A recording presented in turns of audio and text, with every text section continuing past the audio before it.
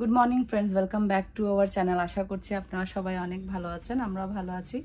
আজকে হচ্ছে এখানে সোমবার, অগস্টের 26 আজকে। তো অলমোস্ট অগস্ট মাস শেষ হতে চললো। তো নেক্সট মান্থে আমরা যেহেতু মুভ হব নতুন বাড়িতে, তো আমি এখন টুকটাক গোছগাছ শুরু করে দিচ্ছি শিফট হওয়ার জন্যে। তো যত কাপড় চাপড় আছে এগুলো এই ধরনের একটা ব্যাগ নিয়েছি। এই ব্যাগের মধ্যে সব জ্যাকেট ট্যাকেট যা যা আছে এগুলো আস্তে আস্তে সব গুছানো স্টার্ট করে দিয়েছি। তো আজকের দিনটা আপনাদের সাথে পুরো শেয়ার করছি। কি এখন প্রায় বেলা 11টা বাজে। তো মোটামুটি আজকে ব্লগটা এখান থেকেই স্টার্ট করছি। তো আজকে রান্না করব একটা, আমরা যখন আন্দামানে থাকতাম ওখানে একটা ডিশ খুবই ফেমাস আমার মা রান্না করতো। কেরালিয়ানরা মোস্টলি এটা রান্না করে, নারকেল দিয়ে বরবটি দিয়ে ভাজা। তো সেইটা আপনাদের সাথে শেয়ার করব আজকে। তো এই হচ্ছে এখানে বরবটি, মা এইভাবে একদম কুচি কুচি করে বরবটিগুলো কেটে নিচ্ছে এখানে। মা বলছে আমাকে দেখাস না এখন আর, আমার পা ঠিক নেই। তো এই হচ্ছে যে এখানে বরবটি মা হেল্প করছে। এগুলো যখন আমরা আন্দামানে থাকতাম এই রেসিপিটা খুব ফেমাস ছিল ওখানে। আমাদের আন্দামানে যেহেতু পাশে কোনো বাঙালি ছিল না, কেরালিয়ান আর সাউথ ইন্ডিয়ানরা বেশি ছিল, তো সেখান থেকে এই রান্নাটা মা শেখা। তো মা আজকে আমাকে বলে দেবে কিভাবে করতে হবে, সেটা আপনাদের সাথে শেয়ার করব। এই রেসিপির মেন ইনগ্রিডিয়েন্টস হচ্ছে এই কারি পাতা।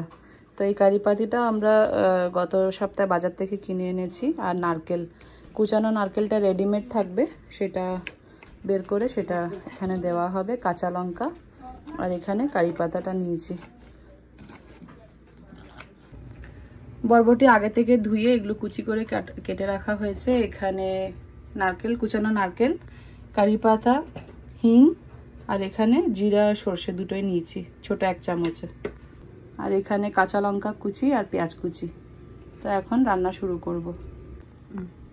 ফ্রাই প্যানটা গরম হয়ে গেছে, এখন এখানে দিচ্ছি সর্ষের তেল।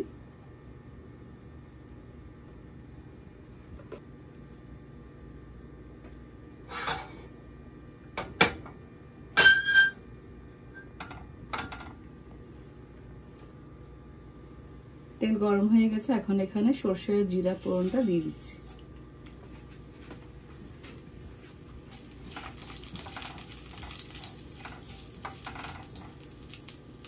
কারি পাতাও দিয়ে দিচ্ছি একসাথে।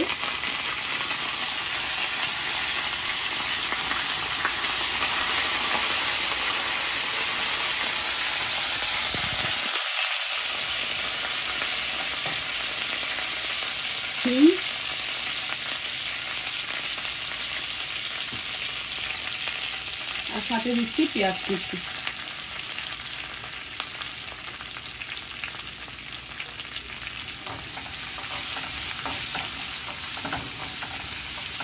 ভালো করে গোল্ডেন ব্রাউন করে ফ্রাই করে নিচ্ছি এটা।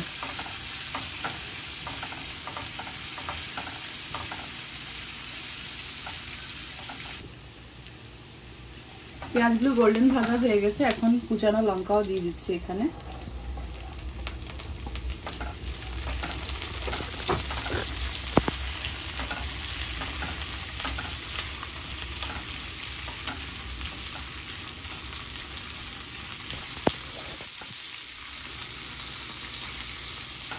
একসাথে দিয়ে দেবো বরবটি।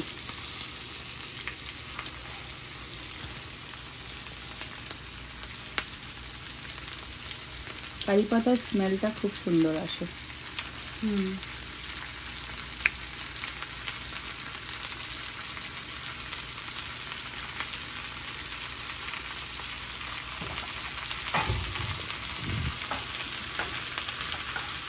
এগুলো একদম লাল লাল করে ভাজা করতে হবে, ঢাকনা একদম দেবো না, এতটুকুর মধ্যে এটা ভাজা হবে।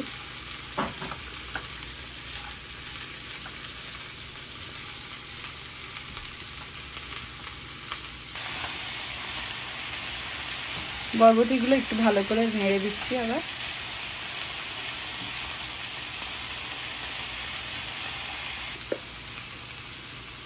এখন এখানে দিচ্ছি ছোট 1 চামচ হলুদ, দিচ্ছি স্বাদ মতো নুন।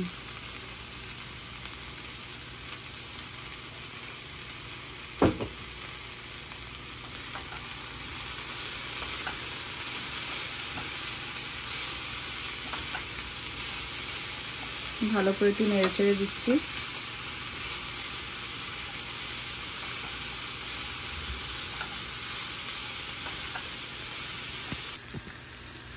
মাঝে মধ্যে একটু বরবটিগুলো ভালো করে নেড়ে চেড়ে দিতে হবে। তো মাঝে মধ্যে আমি নেড়ে দিচ্ছি এইভাবে।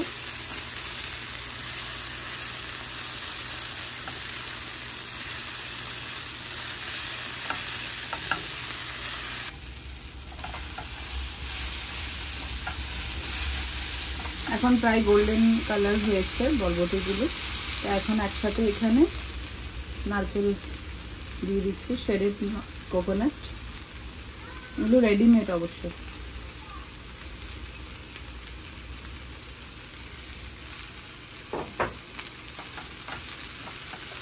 নারকেল দিয়ে এখন দুটো একসাথে লাল হবে।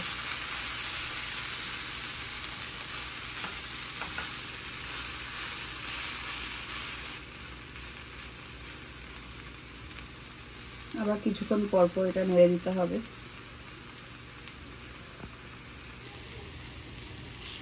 এই রেসিপিটাকে আবার বেশিক্ষণ রাখা যাবে না, কিছুক্ষণ পর পরই এটা নাড়তে হবে, কেন এখানে নারকেল কোকোনাট শেড দেওয়া হয়েছে, কুচানো নারকেল আছে, এই জন্য এটা বেশিক্ষণ রাখা যাবে না, কিছুক্ষণ পর পরই নাড়তে হবে। এই যে একটু একটু লাল লাল হয়ে আসছে এটা।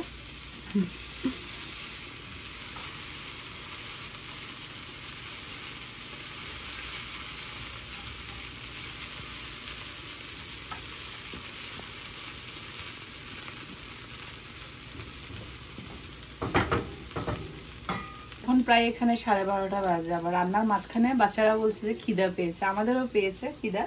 তো এখন একটা করে ওদের জন্য স্ক্র্যাম্বলড এগ করবো, আর আমরা একটা পোচ করে খাচ্ছি এখানে। তো ফ্রাই প্যানটা বসিয়েছি এখন। আজকে আসলে খুব বেশি ভালো ব্রেকফাস্ট করা হয়নি সকালে, একদম লাইট ব্রেকফাস্ট করা হয়েছে, তো একটু খিদা পেয়েছে। রান্না হতে এখনো দেরি আছে। তো এর মধ্যে এটা রান্না করতে করতে ওদিকে ওদের জন্য একটা স্ক্র্যাম্বলড এগ করবো, আর আমরাও খাবো। ফ্রাই প্যানটা ওদিকে গরম হচ্ছে।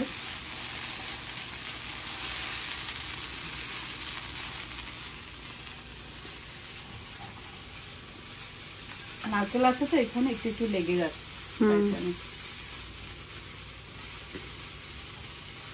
বেশি তেল দিলে তো হবে না, একদম অল্প তেলেই করা হচ্ছে এটা। আর এটা মিডিয়াম লো ফ্লেমে করছি আমি।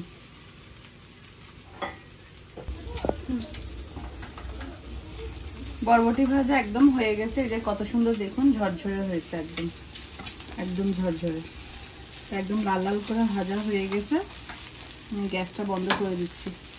আর এখানে আমাদের জন্য ডিমটাও ভাজা হয়ে গেছে। এই যে আমাদের 3 জনের জন্য 3টে ডিম। রান্নার মাঝখানে একটু খিদা পেলে সবচেয়ে শর্টকাট খাওয়া হচ্ছে ডিম।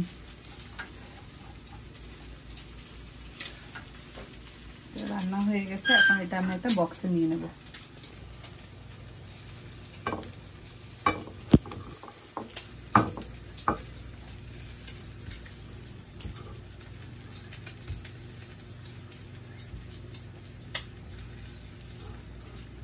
আজকে বাইরে ওয়েদারটা একটু সকালের দিকে মেঘলা ছিল, এখন আবার সুন্দর রোদ উঠে গেছে।